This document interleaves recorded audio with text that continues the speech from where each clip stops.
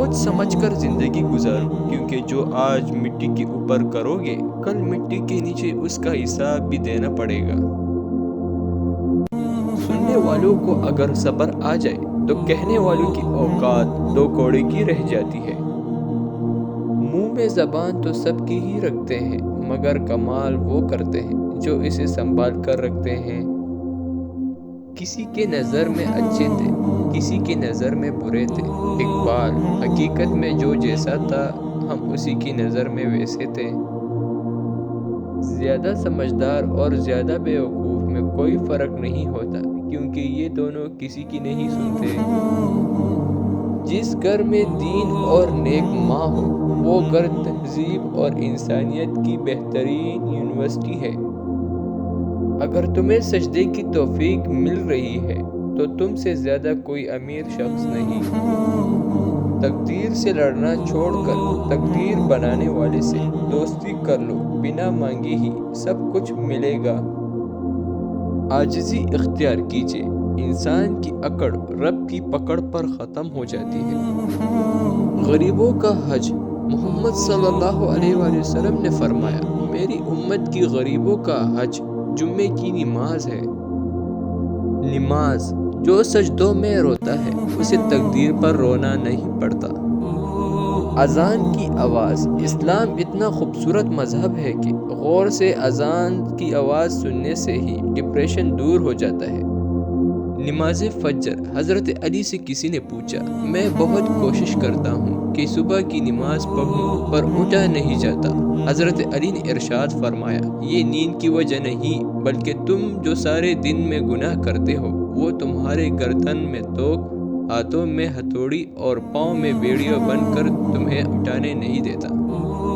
صبر، شکر، ذکر اور فکر چاروں بہت بڑے درجے رکھتے ہیں۔ صبر مشکل کو ٹالتا ہے، شکر نعمت کو بڑھاتا ہے، ذکر درجات کو بلند کرتا ہے، فکر گناہوں کو روکتا ہے۔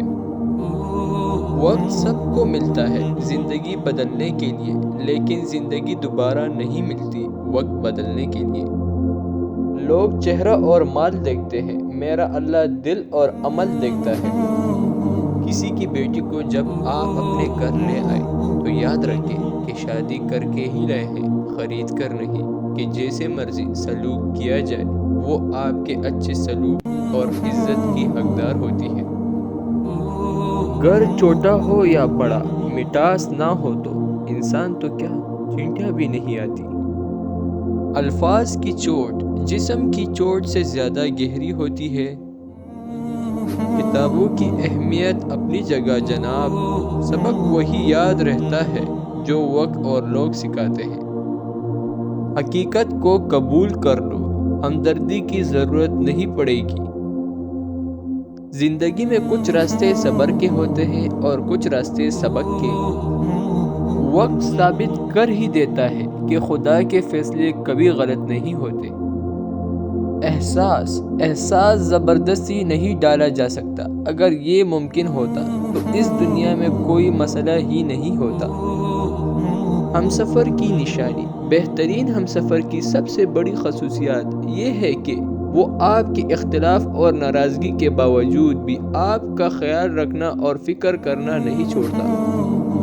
4 خطرناک قتل: زیادہ سوچنے سے خوشیوں کا قتل ہوتا ہے، خوف کی وجہ سے حوصلوں کا قتل ہوتا ہے، جھوٹ کی وجہ سے اعتماد کا قتل ہوتا ہے، شک کرنے سے رشتوں کا قتل ہوتا ہے۔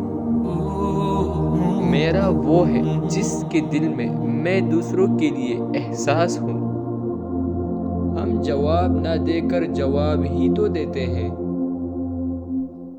عجیب زمانہ چل رہا ہے، جس کو دیکھو جل رہا ہے۔ برا وقت بھی کتنا کمال کا ہوتا ہے صاحب، جی جی کرنے والے بھی تو تو کرنے لگتے ہیں۔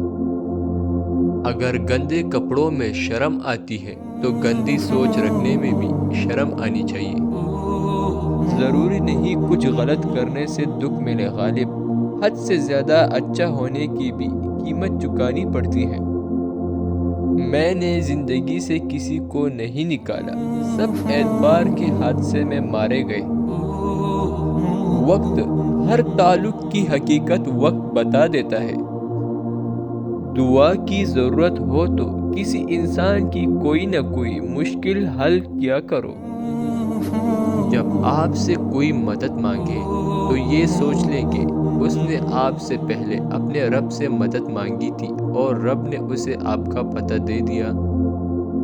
نیکی چھوٹی ہو یا بڑی اسے پسند آ جائے تو دوزخ حرام کر دیتا ہے۔ ایک دوسرے کے رزق پر نظر مت رکھو کیونکہ اللہ سے بہترین کوئی تقسیم نہیں کر سکتا۔ وہ تو رب ہے، اس نے تو مچھلی کے پیٹ میں بھی اپنے بندے کی دعا سنی تھی، وہ تمہاری بھی سنے گا۔ گناہوں کی ایسی دیوار نہ کھڑی کرے جو آپ کو اللہ سے دور کر دے۔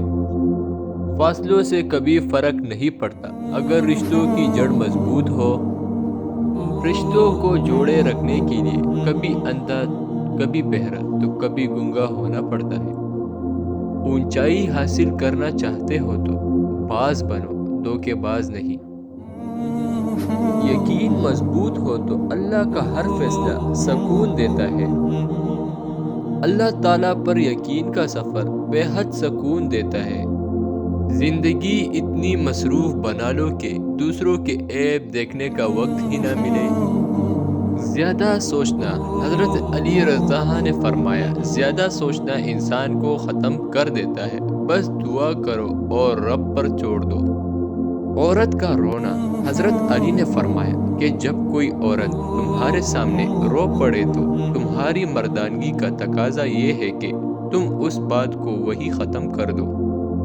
حضرت علی نے فرمایا، مرد جوانی میں اپنی عمل سے اپنی بیٹی کا نصیب لکھ رہا ہوتا ہے۔ پوچھا گیا، کیسے پتہ چلے گا کہ کون کتنا زیادہ قیمتی ہے؟ فرمایا، جس میں جتنا زیادہ احساس ہوگا وہ اتنا ہی زیادہ قیمتی ہوگا۔ عقل مند کی زبان اس کے دل کے پیچھے ہے اور بیوقوف کا دل اس کی زبان کے پیچھے ہے۔